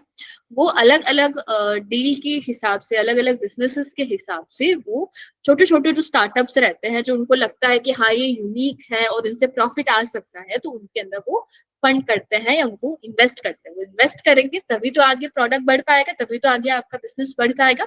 वही है venture capital finance. Venture capital finance involves investment from venture capitalists who provide capital to startup early stage companies with a high growth potential in exchange for equity. This type of financing is typically sound by startups that need funding to scale but do not have the financial stability to secure traditional loans. आप loan लेकर finance कर सकते हो, but loan में सबसे बड़ा problem क्या आता है, उसका इंटरेस्ट। ठीक है, लोन का इंटरेस्ट होता है और एक फिक्स टाइम में आपको एक फिक्स अमाउंट जो है वो देना रहता है बैंक को। तो उनका वो माइंडसेट नहीं हो पाता, ये स्टेबल नहीं हो पाते रेगुलरली। जो हमारे लोन का जो इंस्टॉलमेंट है उनको भरने का, या उनका इंटरेस्ट है उनको भरने का, अगर वो फाइनेंशियली स्टेबल नहीं है तो वो वेंचर कैपिटल फाइनेंस का हेल्प लेते हैं, जिसमें लोग उनके बिजनेस में इन्वेस्ट करते हैं, इक्विटी ले सकते हैं, वो कैपिटल ले सकते हैं, इनका कुछ एग्रीमेंट कर सकते हैं, जिससे थोड़े टाइम बाद में जब उनको प्रॉफिट मिलना स्टार्ट हो जाता है तो प्रॉफिट में फिर वो आगे हिस्सा ले लेते हैं। जो शार्क टैंक करता है वो यही करता है, वेंचर कैपिटल फाइनेंसिंग। वो इन्वेस्ट करता है, जब प्रॉफिट आना स्टार्ट हो जाता है तो प्रॉफिट में कुछ हिस्सा हमारे इन्वेस्टमेंट के पास में, इन्वेस्टर्स के पास में चला जाता है। क्या क्या एक्सपर्ट होते हैं, स्टेजेस ऑफ इन्वेस्टमेंट। अब किस किस स्टेज पर इन्वेस्टमेंट का नीड रहता है। पहला होता है सीड स्टेज, जब आपको कंपनी शुरू ही करनी है, कुछ आपका नहीं हो रखा, ना कंपनी का बिल्डिंग है, ना प्रोडक्शन के लिए लेट्स से कुछ डिपार्टमेंट नहीं है, एम्प्लॉयज नहीं है, मशीनरी नहीं है, कुछ भी नहीं है, वो एक सीड स्टेज हो गया। उस स्टेज में आपको एक फंड मिलता है और इस उसी फंड से आप यूज करके एक स्टार्टिंग का जो हमारा प्रोटोटाइप रहता है, एक सैंपल होता है प्रोडक्ट का, वो आप तैयार करते हो। ठीक है, इसमें मिनिमम लेबर होता है, कम से कम लोगों का आप यूज करते हो और कम से कम अलग अलग टेक्नोलॉजी का यूज करके जो भी आपको आइडिया आया उस अकॉर्डिंग आप एक बार का सैंपल प्रोडक्ट का निकालना तैयार करते हो। वो हो गया सीड स्टेज, एकदम स्टार्टिंग के लेवल पे, जब आपके पास में कुछ स्टार्ट करने को नहीं है, आपको प्रोडक्ट बनाना है तो पैसा तो चाहिए, प्रोडक्ट, उस प्रोडक्ट को बनाने के लिए जो आप पैसा लगाते हो वो हो गया हमारा सीड स्टेज। देन आ गया early stage, funding for a product development, market entry or initial scaling. The company usually has a product and early customer but need capital to grow.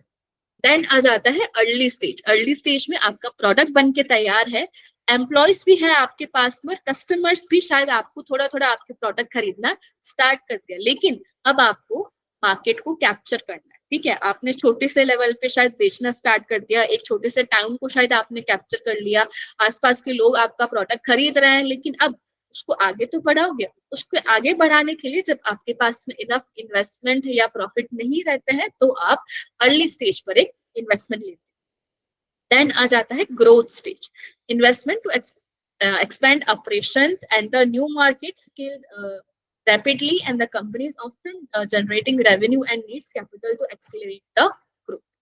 अब ग्रोथ स्टेज पर क्या आ जाता है, जब आपका जो company है वो ग्रो करना स्टार्ट हो गया, बहुत सारी अपॉर्चुनिटीज आपको दिख रही है, आप यहाँ पर भी जा सकते हो, वहां पर भी जा सकते हो, लेकिन वहां जाने के लिए आपके पास में फंड नहीं है। जो न्यू मार्केट आपको दिख रहा है, एक मार्केट आपने पूरा कैप्चर कर लिया, फॉर एग्जांपल दिल्ली का जो पूरा मार्केट था वो कैप्चर कर लिया, अब बाकी के दूसरे स्टेट भी तो है इंडिया के, राजस्थान हो गया, हरियाणा हो गया, उसको आपको कैप्चर करने के लिए अब आपको और फंड चाहिए, तो वो हो गया हमारा ग्रोथ स्टेज का फंड। ठीक है, देन आ जाता है late stage, funding of the companies that are close for profitability are preparing for a initial public offering. Initial public offering यानी कि एक फाइनल स्टेज जो होता है जिसमें आप मार्केटिंग कर लेते हो, और एक रहता है ना पीक स्टेज जो रहती है आपके बिजनेस की, कि आपका बिजनेस बहुत ग्रो कर रहा है, कस्टमर्स भी आ रहे हैं, लेकिन अब आपके बिजनेस को स्टेबल बनाने के लिए आपको एक फंड चाहिए होता है। उस स्टेबिलिटी के लिए आप एक लेट स्टेज का फंड आप यूज करते हो, और वो जब फंड आप यूज कर देते हो तो जो भी आपके प्रॉफिट वगैरह जो आपने अभी तक इकट्ठा करे हैं उनको आप वापस रीइन्वेस्ट करके आगे ग्रो कर सकते हैं। ओके, सो जो लेट स्टेज हो गया वो आपका प्रॉफिटेबिलिटी के पास है, प्रॉफिट्स आपको आ रहे हैं लेकिन इतने नहीं आ रहे हैं कि आप स्टेबल हो सको, उस स्टेबिलिटी के लिए आप लेट स्टेज फंडिंग करते हैं। ठीक है, वापस सुन लो क्या क्या स्टेजेस रहते हैं। सीड स्टेज, बिल्कुल कुछ भी आपके पास में पैसा नहीं है, प्रोडक्ट बनाने के लिए जो आप इन्वेस्टमेंट करते हो वो। अर्ली स्टेज, प्रोडक्ट बन के तैयार है, कस्टमर्स को आपको आप कैप्चर करना है, उसके लिए early stage. Growth stage, growth stage यानी कि आपने आसपास के मार्केट सारे पकड़ लिए हैं, ठीक है, अब आपको और आगे बढ़ना है और अलग अलग न्यू मार्केट्स को आपको कैप्चर करना है, आपके पास से बहुत सारी अपॉर्चुनिटी है, उसके लिए जो इन्वेस्टमेंट होता है वो। एंड देन आ जाता है लेट स्टेज, जो अब आपको प्रॉफिट आना स्टार्ट होने वाला है लेकिन अभी तक हुआ नहीं है।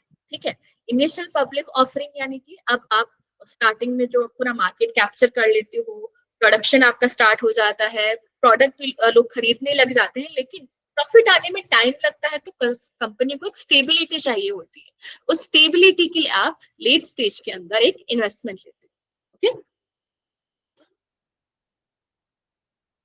देन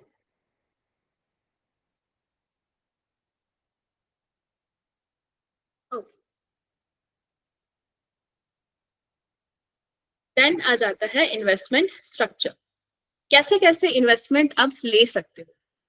इक्विटी शेयर आपको पता है, कॉमर्स के स्टूडेंट हो आप, right? Yes, ma'am. What is equity share? Percentage of ownership that an investor holds in a company.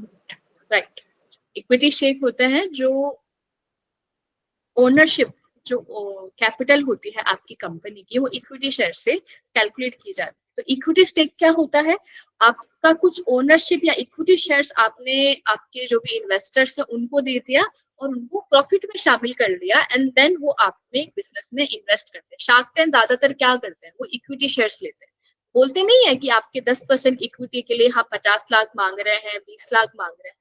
वो क्या है, उनका वैल्यू है जो वो करते हैं कि उन कंपनी का वैल्यू क्या है मार्केट के अकॉर्डिंग या प्रोडक्ट के अकॉर्डिंग, उस वैल्यूएशन के हिसाब से उनका इक्विटी शेयर का वैल्यू डिसाइड होता है, एंड देन वो बोलते हैं कि 10% का ओनरशिप या 20% का ओनरशिप हम आपकी कंपनी में लेंगे, एंड उसके बदले में उनको प्रॉफिट में हिस्सा चाहिए होता है। ठीक है, तो जो आप इक्विटी शेयर लेके इन्वेस्टमेंट करते हो वो हो गया हमारा इक्विटी स्टेक। देन आ गया प्रिफर्ड स्टॉक, प्रेफरेंस शेयर पता है आपको?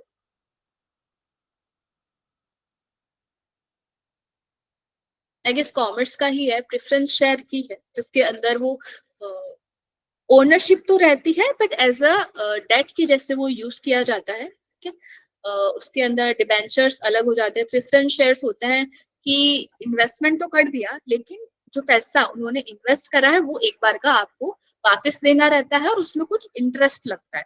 बट प्रेफरेंस शेयर का रहता है कि उसमें ओनरशिप आप शायद डिसाइड कर सकते हो कि जो ओनर रहेंगे, मतलब जो भी डिसीजन मेकिंग रहता है उसके अंदर आप पार्टिसिपेट करते हो एज ए प्रेफरेंस स्टॉक के रिगार्डिंग। ठीक है, डिपेंड करता है कैसे कैसे प्रेफरेंसेस रहते हैं जो भी आपकी पार्टीज के हैं, वो इक्विटी शेयर्स ले सकते हैं, प्रेफरेंस शेयर ले सकते हैं, सिंपली आपको लोन दे सकते हैं इंटरेस्ट के according, it's depends on you और योर कंपनी। देन आ जाते हैं convertible notes. Sometimes investment is made through convertible notes, which are debt instrument that can convert into equity at the later date, usually during a subsequent funding of round. ये convertible note भी हमारे commerce का ही एक part है। Company convertible notes simply as a share के हिसाब से आप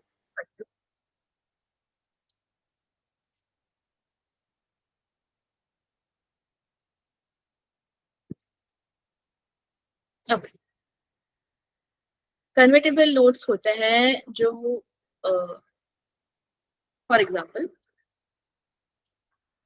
नोट हो गया, ठीक है, ऐसा शेयर की जैसे आप यूज करते हो, जो आगे जाके आप शेयर में कन्वर्ट कर सकते हो कि हम अभी अभी इनिशियल लेवल के लिए आपको लोन के हिसाब से हम आपका इन्वेस्टमेंट कर रहे हैं, लेकिन अगर हमें लगा कि जो हमारा इन्वेस्टमेंट है वो और आगे बढ़ सकता है, या फिर एक प्रेफरेंस हो जाता है, उनका डिसीजन हो जाता है कि हम आगे जाके शायद आपके इक्विटी शेयर्स भी ले सकते हैं और ओनरशिप में हिस्सा भी ले सकते हैं। तो कन्वर्टेबल नोट्स होते हैं कि स्टार्टिंग स्टार्टिंग में एज ए टाइप का शेयर मान लो आप, या शेयर के अगेंस्ट आप मान लो कि अगर आप वो यूज करते हो तो वो ओनरशिप आपकी इतनी नहीं रहेगी, लेकिन इन्वेस्टमेंट के लिए आप एक बार का इन्वेस्ट कर देती हूँ।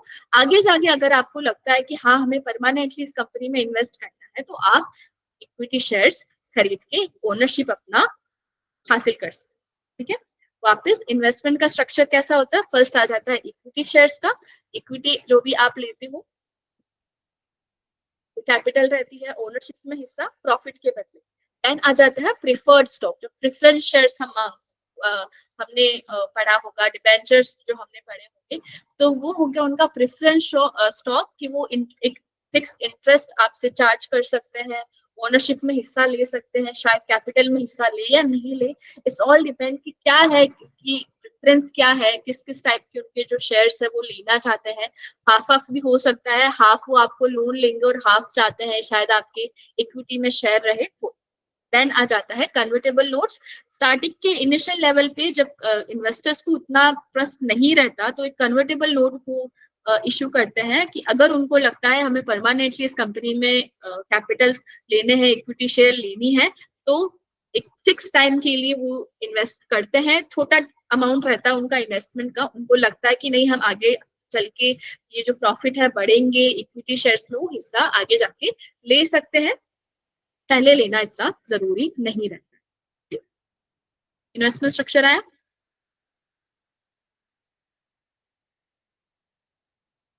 ओके, देन आ जाता है due diligence. Due diligence, what is it? Before investing in venture capitalistic content, and extensive due diligence to evaluate the startup business model, market potential, financial production, and team overall risk. Due diligence होता है जो आप research करते हो as a आप हो investor. अब आप इन्वेस्टर्स हो तो अब आपको रिसर्च तो करना पड़ेगा कि आप किस लेट्स से कंपनी में आप इन्वेस्टमेंट करना चाहते हो, तो वो जो आप रिसर्च करते हो उसको हम ड्यू डेलिगेशन का नाम दे सकते हैं। ठीक है, क्या क्या रिसर्च कर सकते हो आप? आ जाता है आपका बिजनेस का मॉडल, जो हमने स्टार्टिंग में पढ़ा था। बिजनेस मॉडल क्या होता है? जो आपके इन्वेस्टर्स को आप दिखाते हो कि क्या क्या प्रॉफिट है, कितना कितना पोटेंशियल है आपकी कंपनी का। वो पोटेंशियल को देखने के लिए आप बिजनेस मॉडल देखते हो। मार्केट का पोटेंशियल क्या है, कि जो आपका प्रोडक्ट बनाया है कंपनी के अंदर, मार्केट के अंदर लॉन्च होगा तो कितने लोग जो रहेंगे मार्केट में उस प्रोडक्ट को खरीदेंगे वो। फाइनेंशियल प्रोजेक्शन, क्या उसका फाइनेंशियली अभी क्या मतलब सिचुएशन है, उसको प्रॉफिट हो रहा है, लॉस हो रहा है, क्या अभी वो स्टेबल है, अगर हम लोग ज्यादा इन्वेस्टमेंट करें तो क्या वो प्रॉफिट बन सकता है या नहीं बन सकता। इन सब चीजों की जब आप जांच करते हो तो वो हमारा ड्यू डेलिगेशन में आ जाता है। सिंपली आप अपनी जो स्टार्टअप कंपनी रहती है उसके लिए आप जो रिसर्च करते हो, ये देखते हो कि क्या हमें इसमें इन्वेस्ट करना चाहिए या नहीं वो। देन आ जाता है value added support. Beyond capital, VC often provide strategic guidelines and mentorship, industry connection, help with scaling operation.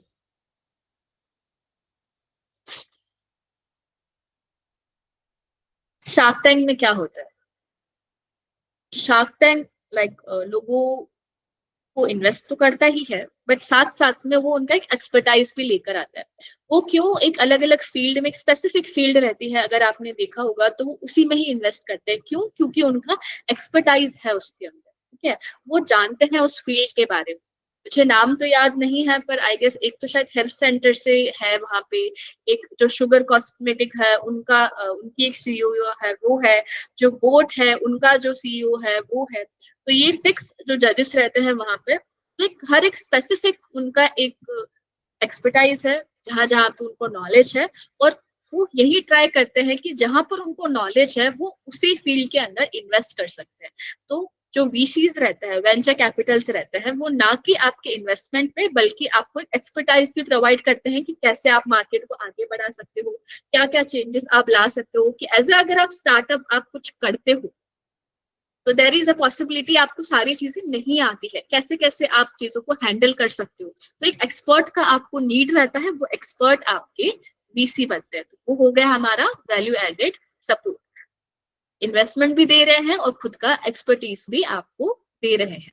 Then आ जाता है एग्जिट स्ट्रेटेजी।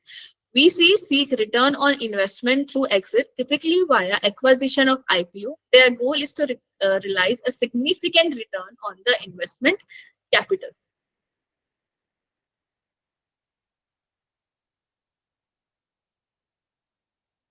अब एग्जिट स्ट्रेटेजी यानी कि कैसे वो जो हमारा स्टार्टअप है, एग्जिट स्ट्रेटेजी पहले हमने बात करी थी कि आप कुछ कुछ चीजें फिक्स करते हो, क्या क्या चीजें हो सकती है फिक्स। फॉर एग्जांपल प्रोडक्ट को ऐसा बनाना चाहिए या ये क्वालिटी आपकी इस हिसाब से अश्योर होनी चाहिए, एंड कैसे कैसे जो आप है मार्केट को कैप्चर कर सकते हो। तो एग्जिट स्ट्रेटेजी क्या हो जाता है कि कितना रिटर्न हमें मिल सकता है, कितने लंबे टाइम तक हम लोग यहाँ रह सकते हैं, कितने और कैसे हम लोग, अगर हमें ये जो स्टार्टअप है वो समझ नहीं आ रहा है, लॉस हो रहा है, ज्यादा कुछ कर नहीं सकते हैं, पोटेंशियल कम है, और कैसे हम लोग यहाँ से एग्जिट कर सकते हैं, उसका पूरा फ्रेमवर्क डिसाइड करते हैं। ठीक है, एज अ वीसी आप ये मान के चलते हो कि अगर हम इन्वेस्ट करेंगे तो कैसे करेंगे, और यहाँ से हटेंगे तो कैसे हटेंगे, उसका भी सारी जो चीजें रहती है वो आप डिसाइड करते हो। ज्यादातर ये होता है उनका रिटर्न और इन्वेस्टमेंट। अगर आपका रिटर्न और इन्वेस्टमेंट सही नहीं आ रहा है जो आपने इनिशियली सोचा था, तो आप कैसे वहां से एग्जिट कर सकते हो, वो सारी चीजें आप डिसाइड करते हो। क्लियर हुआ? हार्दिक आप बहुत लेट आए हो, आपको शायद समझ में भी नहीं आ रहा।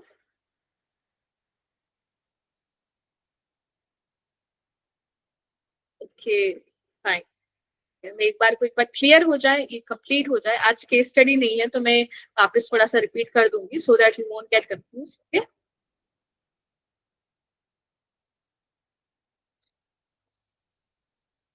देन आ जाता है स्टार्टअप वैल्यूएशन।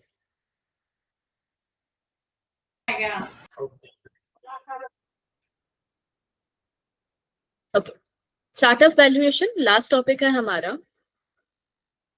एक वैल्यू होती है आपके स्टार्टअप की। What is the value? जो आपका बिजनेस का जो वैल्यू रहता है, प्रोडक्ट का वैल्यू होता है, वो वैल्यू कैसे आप कर सकते हो एज अ वीसी। ये वेंचर कैपिटल का मैं बात कर रही हूँ। आप इसे फॉर एग्जांपल इमेजिन करो कि आप चाहते हो कि हम कैसे ढूंढे कि क्या इसकी एक्चुअल वैल्यू है, कैसे हम डिसाइड कर सकते हैं कि क्या ये स्टार्टअप सच में सही है हमारे लिए या नहीं। तो उसको हम स्टार्टअप वैल्यूएशन का देते हैं। आप अलग अलग स्ट्रेटेजीज से जो स्टार्टअप्स होते हैं उनको आप वैल्यू करना स्टार्ट करते हो। कैसे करोगे? फर्स्ट आ जाता है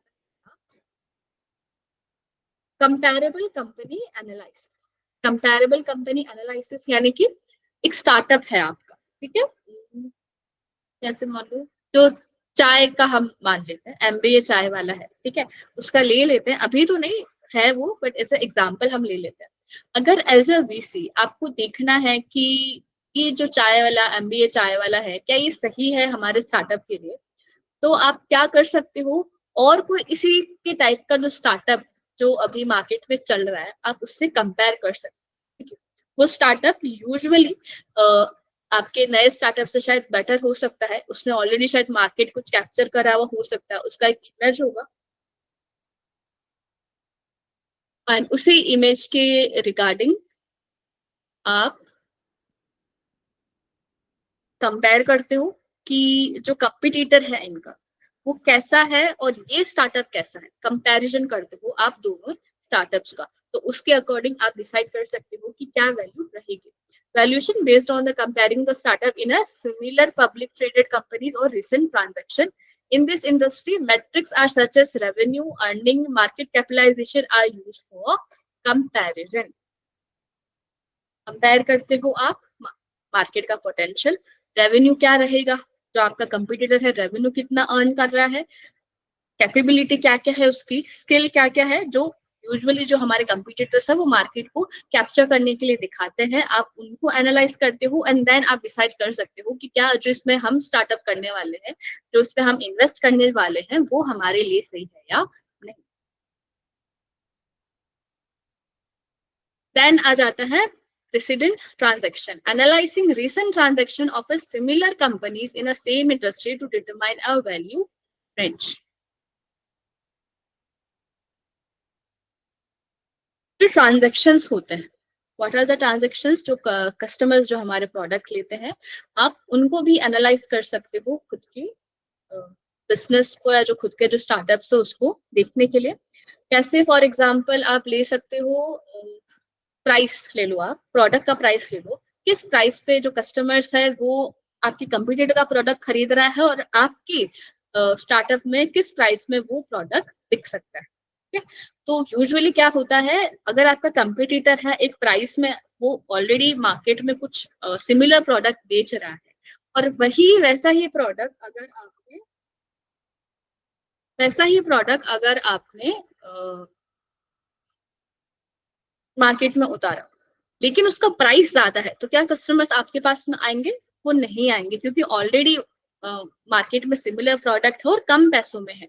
तो जो वेंचर्स होते हैं, वीसीएस होते हैं, वो ये देखते हैं कि अगर प्रोडक्ट का कॉस्ट ज्यादा आ रहा है, तो कैसे कम होगा उस प्रोडक्ट का कॉस्ट, एंड कैसे भी करके हमारे कंपटीटर्स के प्रोडक्ट से उसको कम करना है। देन आ जाता है discounted cash flow. Estimated the company value based on the present value of its projected future cash flow. This method required of making assumption about the revenue growth, profit margin and discount rate. Discounted cash flow यानी कि अभी आपका जो startup है वो कैसे work कर रहा है, क्या उसका कैश फ्लो है। कैश फ्लो आई होप सबको पता है, कितना जो पैसों का लेन देन होता है कंपनी के अंदर, जो रिसोर्सेज के लिए कैश फ्लो होता है, अलग अलग चीजों के लिए जो भी एक्सपेंसेस होते हैं, मतलब सर्कुलेट कैसे हो रहा है हमारा कैश कंपनी के अंदर, आप उसको एनालाइज कर सकते हो। उसके बेसिस पे आप आगे फ्यूचर में रेवेन्यू कैसे बढ़ सकता है, प्रॉफिट कितना बढ़ेगा, उसको आप डिसाइड कर सकते हो। देन आ जाता है venture capital method. A valuation approach often used by VC, which is estimate the startup value based on expected return on investment. It involves forecasting the startup future exit value and working backward to determine its current value. Venture capital method होता है कि अब आप जो आपकी startup जो company रहेगी, आप दो टाइप से उनको देखते हो। फ्यूचर में क्या ग्रोथ कर सकता है वो, और पहले उसने आपके पहले कितनी ग्रोथ करी होगी, उसको आप एक फ्रेम में लेकर आते हो, and then you analyse the book. Previous जो भी पास्ट में क्या क्या वैल्यू रही होगी, पास्ट उसका कैसा रहा होगा, हम देखते हैं ना शार्क टैंक में पूछते हैं कि आज तक की कमाई कितनी है आपकी, अभी आपका मार्केट का पोजीशन क्या है, वो क्या है उसके पास्ट का वैल्यू दिखा, एंड देन वो फिर खुद को लेकर आते हैं कि अगर हमने इतना इन्वेस्टमेंट करा आपके यहाँ पर, तो आगे अब पास्ट के रिजल्ट के अकॉर्डिंग आगे अगर हमने इन्वेस्टमेंट करा, तो कैसे आप मार्केट में ग्रो कर सकते हो, या कैसे आपका प्रॉफिट ग्रो कर सकता हो, उसको आप पूरा एनालाइज करते हो। शार्क टैंक पे हम हमेशा देखते हैं कि वो क्यों आपके मार्केट की पोजीशन या पास्ट पोजीशन पूछते हैं, वो इसीलिए पूछते हैं कि आगे अगर वो कुछ इन्वेस्ट करते हैं आपकी कंपनी में, तो क्या फर्क वो इन्वेस्टमेंट ला पाएगा आपके ग्रोथ के अंदर, उसको देखने के लिए। ठीक है, वापस सुन लो कैसे कैसे आप स्टार्टअप को वैल्यू कर सकते हो। पहला, कंपटीटर से एनालाइज करते हो, जो भी आपका कंपटीटर रहेगा मार्केट का क्या वैल्यू है उसका, प्रोडक्ट कैसा है उसका, जो भी पोटेंशियल क्या क्या है आपके कंपटीटर्स का, शायद उसने कुछ कैप्चर कर रखा है मार्केट, उसके अकॉर्डिंग। प्रेसिडेंट ट्रांजैक्शन यानी कि प्रोडक्ट का प्राइस आपके कंपटीटर का क्या है और आपका क्या है, उसका कॉस्ट कितना लग रहा है, आपका कॉस्ट कितना लग रहा है, उसको भी आप देखकर एक वैल्यूएशन निकाल सकते हो। डिस्काउंटेड कैश फ्लो यानी कि कितना पैसा सर्कुलेट हो रहा है हमारी कंपनी में, उसको आप स्टडी करते हो, और हम कितना कैश फ्लो और आगे ला सकते हैं, प्रॉफिट कितना आ रहा है, रेवेन्यू कितना आ रहा है, ये सारी चीजें हम स्टडी करते हैं, जिसमें हमारा जो वैल्यूएशन है वो हम लोग डिसाइड कर सकते हैं। देन आ जाता है वेंचर कैपिटल मेथड। पहले का पोजीशन कैसा रहा होगा आपका, एंड आगे का पोजीशन कैसा होगा आपके आने से, वीसी के आने से, उसको आप डिसाइड करते हैं। ये चार पॉइंट क्लियर हुए?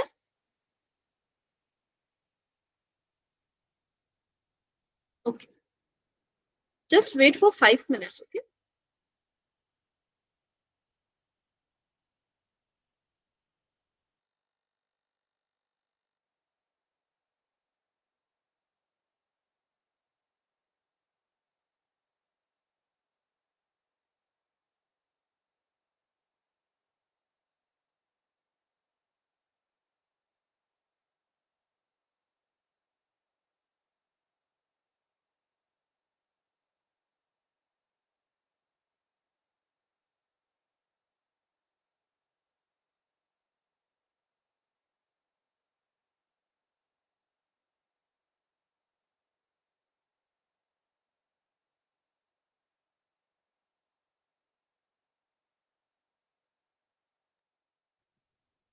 ओके, नेक्स्ट स्टार्ट करते हैं।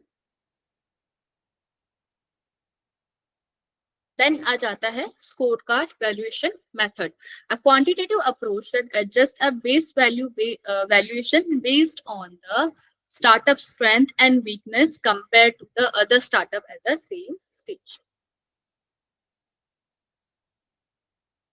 स्कोर कार्ड वैल्यूएशन यानी कि आपसे सिमिलर या आपके साथ में कोई स्टार्टअप हुआ होगा, ओके, आप उसको कंपेयर करते हो आपकी वीकनेस और स्ट्रेंथ से, और अगले की वीकनेस और स्ट्रेंथ से आप कंपेयर करोगे, तो उनका कुछ स्ट्रेंथ रहेगा जो शायद आपका वीकनेस रहे, आपका कुछ स्ट्रेंथ रहेगा जो उनका वीकनेस रहेगा। आप इन दोनों की स्ट्रेंथ और वीकनेस को आप स्टडी करते हो, एंड देन आप आपका जो कैपिटल रहेगा, जो आपका कंपनी रहेगा, उसका वैल्यू निकाल सकते हो। ये देख सकते हो कि क्या वो उस जो उनकी जो वीकनेसेस है उनको वो कैसे वो इम्प्रूव कर सकता है, क्या क्या मेथड्स वो अप्लाई कर सकता है, and so on. Score card valuation strength और वीकनेस, जो हमारी स्टार्टअप के साथ में कोई दूसरी स्टार्टअप शुरू हुई है, उसके साथ में आप खुद का स्ट्रेंथ और वीकनेस कंपेयर करते हो उनके स्ट्रेंथ और वीकनेस की हेल्प से, जिससे आप खुद का एक फ्रेमवर्क आप निकाल सकते हो कि कैसे सेम स्टेज पर दोनों कैसे काम कर रहे हैं, आप में क्या कमी है, उनमें क्या कमी है, उनको देखते हो, एंड देन यू वर्क, क्या कमी है, कैसे हम उसको सही कर सकते हैं, अगले को देखते। देन आ जाता है risk adjusted return. For an early stage startup, the valuation may be adjusted for the various risks included market risk, technology risk, and execution risk. तो स्टार्टिंग का जो भी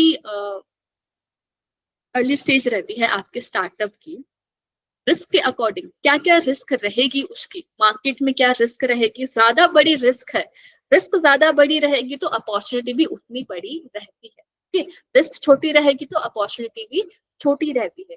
इस चीज को आप डिसाइड कर सकते हो उसके कंपनी के रिस्क को देखकर कि वो स्टार्टअप उसने क्या करा है, और उस स्टार्टअप का रिस्क क्या है अलग अलग फैक्टर्स में, मार्केट में क्या रिस्क है उसका, टेक्नोलॉजी में क्या रिस्क है उसका, कैसे जो भी काम हो रहा है, प्रोसेस है, ऑपरेशन जो स्टेजेस है, क्या क्या रिस्क है। जितना बड़ा रिस्क रहेगा तो अपॉर्चुनिटी भी उतनी बड़ी रहेगी, लेकिन वीसी आकर शायद उस रिस्क को कम कर दे और अपॉर्चुनिटी को उतना का उतना रख सकते हैं। वो रिस्क को स्टडी करेंगे तो अपॉर्चुनिटी अपने आप ही वहां से निकल के आ सकती है। तो वो हो गया हमारा वैल्यूएशन का मेथड। ठीक, वापस स्कोर कार्ड मेथड, स्ट्रेंथ और वीकनेस आप कंपेयर करते हो खुद के और कंपटीटर्स के बीच में, क्या क्या कमी है, कैसे इंप्रूव करते हो, सबका एक फ्रेमवर्क निकालते हो। रिस्क एडजस्टमेंट रिटर्न्स आ जाते हैं, कैसे कितना रिस्क है आपका मार्केट में फाइनेंशियली या फिर टेक्नोलॉजी टेक्नोलॉजी के लिए, आप उसको स्टडी करते हो, एंड देन आप उसका रास्ता निकालते हो। बड़ी रिस्क रहेगी तो अपॉर्चुनिटी भी बड़ी निकल के आ सकती है। वीसी अगर आ जाता है तो वो अपने एक्सपर्टीज देखकर उस रिस्क को कम कर सकता है और अपॉर्चुनिटी उतनी की उतनी कंपनी में रह सकती है। तो हो गया हमारा रिस्क एडजस्टमेंट रिटर्न। ये तो समझ में आए।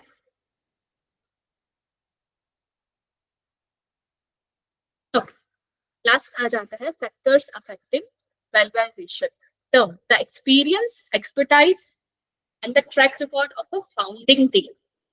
क्या क्या चीजें आपकी स्टार्टअप की वैल्यू को अफेक्ट कर सकता है। पहला आ जाता है आप खुद, जो आपका टीम रहेगा, स्टार्टिंग में किस किस लोगों के साथ में आप मिलकर आप आए हो एंड आपने काम स्टार्ट करा है, वो लोग कैसे हैं, उनका क्या क्या रोल रहेगा, क्या क्या स्किल है, वो बहुत बड़ा फैक्टर बन जाता है आपके स्टार्टअप के वैल्यूएशन में। फॉर एग्जाम्पल सिर्फ एक ही बंदा है जिसको सारी चीजें आती है, बाकी सब लोग बस बैठकर उसको देख रहे हैं, तो वो क्या सही चीज सही रहेगी, वो नहीं रहती है। ज्यादातर जो स्टार्टअप रहते हैं वो इसी वजह से शायद रुक जाते हैं, क्योंकि सिर्फ कुछ सिलेक्टिव लोगों के पास में ही स्किल्स रहती है, बाकी लोगों के पास नहीं रहती। वो बस यारी दोस्ती के अंदर एक टीम बना लेते हैं, लेकिन वो ज्यादा टाइम तक आगे सरवाइव नहीं कर पाते।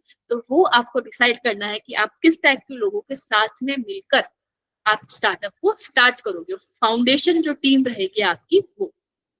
देन आ जाती है market opportunity, size the growth potential and comparative landscape of a market। Market कितना बड़ा है आपके प्रोडक्ट के लिए, आपके बिजनेस के लिए, क्या क्या अपॉर्चुनिटीज और रिस्क अराइज हो सकती है, वो बहुत डिपेंड करता है आपके वैल्यूएशन पे। मार्केट छोटा रहेगा, प्रॉफिट छोटा रहेगा, ज्यादा टाइम तक स्टार्टअप चल नहीं पाएगा। वही अगर मार्केट बड़ा रहेगा तो स्टार्टअप शायद ग्रो कर ले। एग्जाम्पल ले लो टेक्नोलॉजी के रिलेटेड, अगर आप टेक्नोलॉजी से रिलेटेड कुछ स्टार्टअप स्टार्ट करते हो तो पॉसिबिलिटी है कि वो बहुत लंबे टाइम तक चल जाए, क्योंकि टेक्नोलॉजी बहुत एवर चेंजिंग है, चेंज होती रहती है। आप चेंज के साथ में अडेप्ट करते हो, खुद का जो प्रोडक्ट रहेगा उसको भी अपडेट करते रहते हो, एंड देन आप लॉन्ग टर्म में सर्वाइव कर सकते हो। वही आपने कुछ ट्रेडिशनल चीजों से रिलेटेड कुछ स्टार्टअप करा तो ट्रेडिशनल चीजें तो वैसे ही आज के टाइम पे बहुत कम हो गई है, तो शायद आगे जाके सर्वाइव ही ना करे। वो आपको देखना रहता है product and services, stages of development, uniqueness and customer transaction. कैसे आपका प्रोडक्ट बन रहा है, कैसा कैसे बन के कस्टमर्स के पास में आपका प्रोडक्ट पहुंच रहा है, और किस प्राइस पे आपका प्रोडक्ट बेचा जाएगा, ये सारी चीजें अफेक्ट करती है आपके वैल्यूएशन पे। ज्यादा एक्सपेंसिव प्राइस रहेगा आपके प्रोडक्ट का, कस्टमर्स नहीं आएंगे। कम प्राइस रहेगा आपका तो शायद आपको प्रॉफिट नहीं होगा। तो वो एक फिक्स प्राइस आपको देखना रहता है जिसमें कस्टमर्स भी आपका प्रोडक्ट खरीद सके और आपको भी प्रॉफिट हो पाए।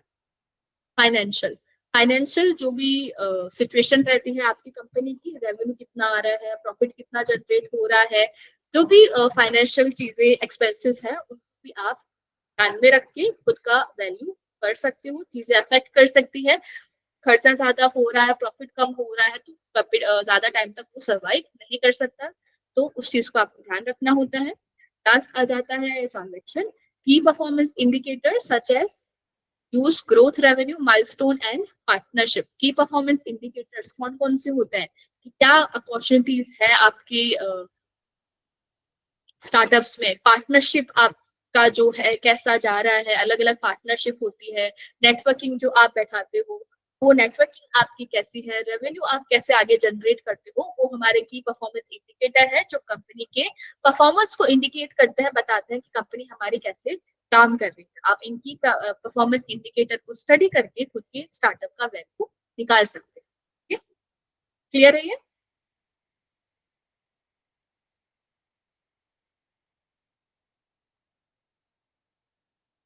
ठीक है, टॉपिक यहाँ पे ओवर हो गया है, केस स्टडी नहीं है इसके अंदर, सिंपली सिर्फ समझने का ही था आज तो।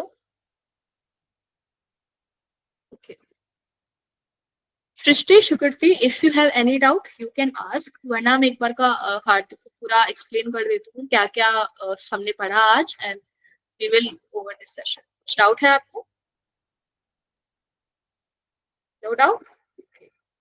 फाइन, बोथ ऑफ यू, नहीं डाउट है तो आप लीव कर सकते हो। हार्दिक यू स्टे, आप बाद में आए हो तो थोड़ा सा आपको लेट जाना पड़ेगा अगर आपको समझ में। Are you okay with it? Okay,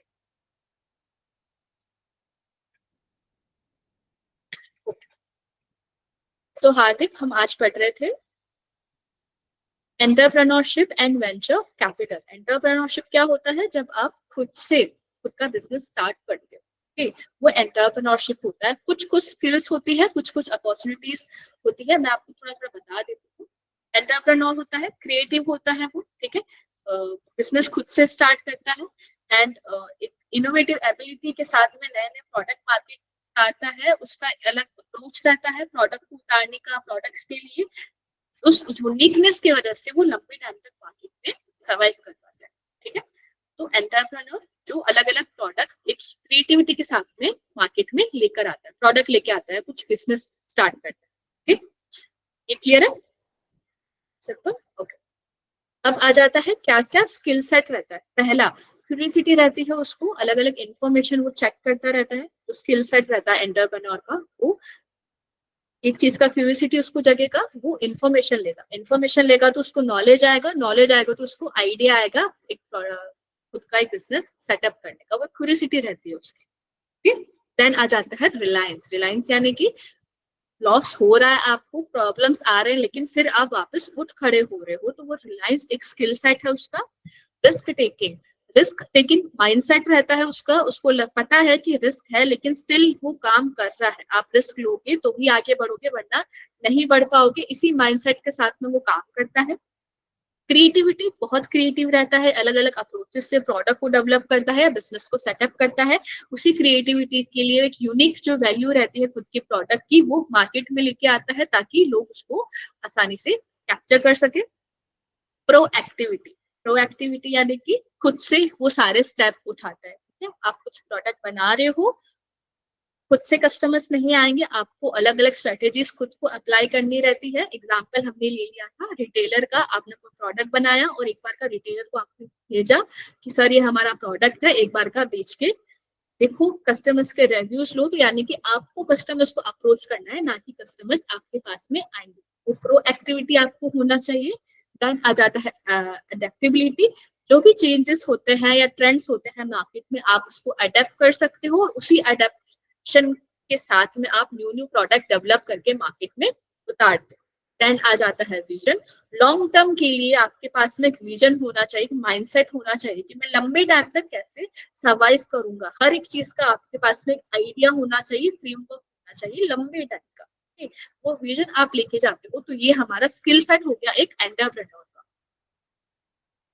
clear? Okay. Then आ जाता है अपॉर्चुनिटी रिकॉग्नाइजेशन। अब स्किल सेट हो गया, अपॉर्चुनिटीज जो होती है उसको आप कैसे हैंडल करते हो।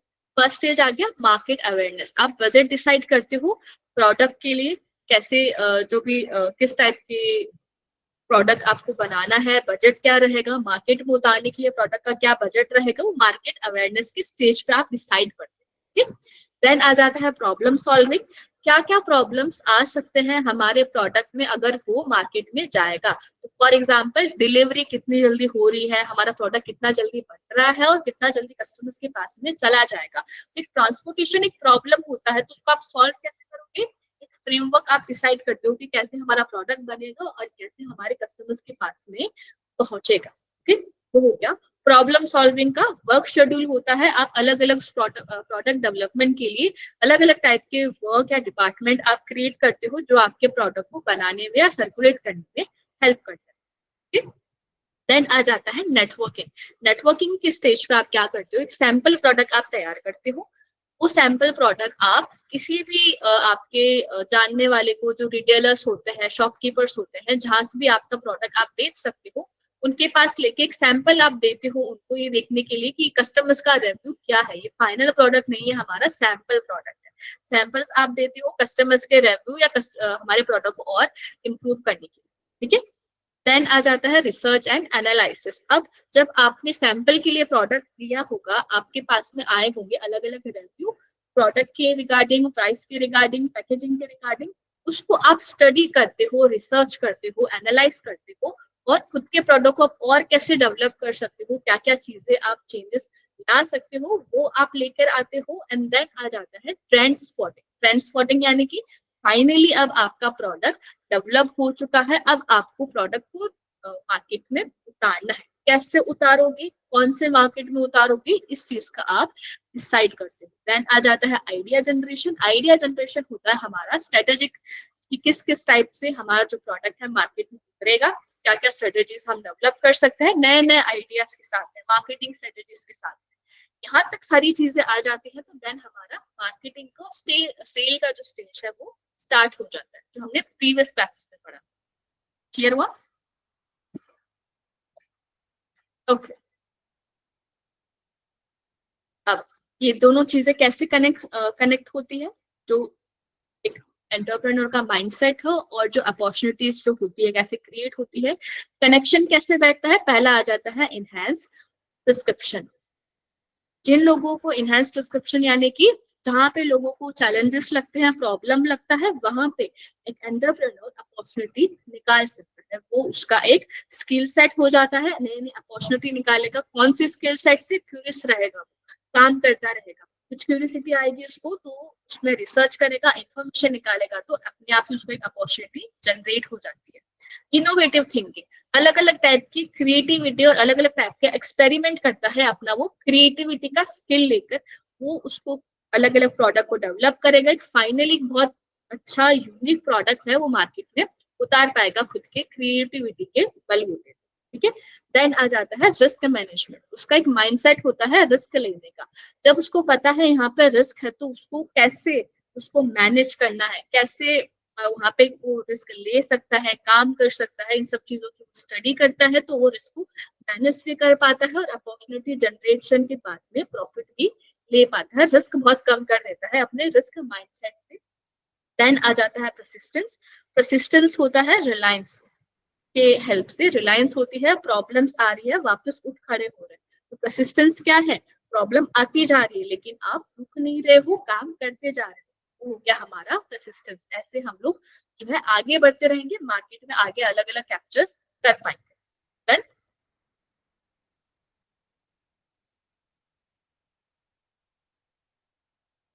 आई गेस यहाँ तक वेंचर कैपिटल क्या होता है, ठीक है। वेंचर कैपिटल होता है कि आप लोन नहीं ले सकते हो। एक जो स्टार्टअप होता है उसका सबसे बड़ा ड्रॉबैक ये रहता है कि आप लोन नहीं ले सकते हो, क्योंकि लोन में क्या होता है, आपको इंटरेस्ट पे करना रहता है और एक फिक्स टाइम पीरियड में हर महीने टू महीने आपको इंस्टॉलमेंट का पेमेंट करना रहता है। तो आप स्टेबल नहीं हो फाइनेंशियली, तो देन आप वेंचर कैपिटल का हेल्प लेते हो। वेंचर कैपिटल क्या होता है, जो स्टार्टअप्स को फाइनेंस करते हैं, ठीक है। वो लोग होते हैं जो स्टार्टअप को फाइनेंस करते हैं।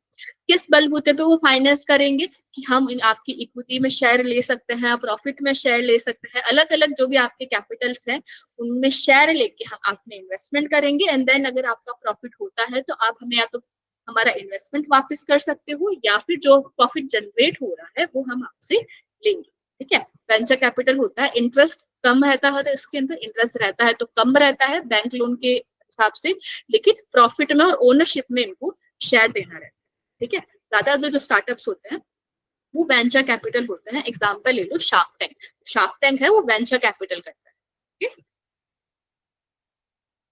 वेंचर कैपिटल समझ आया। अब क्या क्या स्टेजेस रहते हैं वेंचर कैपिटल की। इनिशियल स्टेज रहता है सीड स्टेज, जहां पे आपके पास में प्रोडक्ट को बनाने के ही पैसे नहीं है, आइडिया है प्रोडक्ट कैसे बनेगा लेकिन बनाने के पैसे नहीं है। उस टाइम पे जो आप इन्वेस्टमेंट करते हो वो सीड स्टेज पर आप इन्वेस्टमेंट करते हो।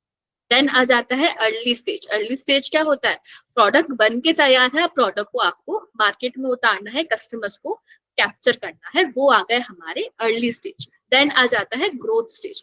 प्रोडक्ट मार्केट में उतर चुका है, ठीक है, लेकिन अब आपको मार्केट को बढ़ाना है, अलग अलग मार्केट, अलग अलग अपॉर्चुनिटीज है, जो न्यू मार्केट है उनमें आपको जाना है, उसके लिए जो आप इन्वेस्टमेंट करते हो वो ग्रोथ स्टेज पर करते हो। देन आ जाता है लेट स्टेज। लेट स्टेज यानी कि जब इनिशियल एकदम लास्ट में आपको प्रॉफिट मिलने वाला है लेकिन स्टेबल नहीं हो आप फाइनेंशियली, प्रॉफिट मिल जाएगा तो आगे आप इन्वेस्ट कर करके बढ़ पाओगे, लेकिन एक स्टेबिलिटी आपको नहीं मिल पा रही है और प्रॉफिट आने में बस आने वाला है लेकिन आया नहीं है। उस स्टेबिलिटी के लिए आप क्या करते हो, लेट स्टेज पर फाइनेंस करते हो। उसके अंदर आप वीसी का हेल्प ले सकते हो, पार्टनरशिप का हेल्प ले सकते हो, या जो इक्विटी जो शेयर एक्सचेंज होते हैं उनका हेल्प लेके एक फाइनेंस लेकर आते हो कंपनी में, जिससे कंपनी स्टेबल होके जब प्रॉफिट आए तो देन आप आसानी से आगे इन्वेस्ट करके ग्रो कर सकते। ओके, ये हमारे स्टेजेस ऑफ इन्वेस्टमेंट है। क्लियर, यहाँ तक आप आ गए सेशन, यहाँ तक क्लियर है, क्लियर है पक्का। यस यस बस इतना ही था आज का टॉपिक। मैम को डाउट था, हाँ हम लोग को भी 2 हफ्ते का टास्क मिला, खाली टास्क 1 2 3 फिर 4 5 6 बजे। हाँ, तो कल शायद आपका कल टास्क सैटरडे को अच्छा, कल कल आपका, मिलेगा। हाँ कल रहेगा। आपको क्या जल्दी खत्म हो जाता है ना, 3 ही टास्क रहता है हमारे, तो संडे ना 6 टास्क 6 हुए, हाँ 6 बाकी टोटल हैं, 6 तो वो हुए। कल हाँ। ओके तो आज लास्ट क्लास है आपकी, एंड देन नेक्स्ट टाइम पे सर आपका टेक ओवर कर लेंगे ट्रेनिंग का। ओके ओके अब आप लीव कर सकते, थैंक यू।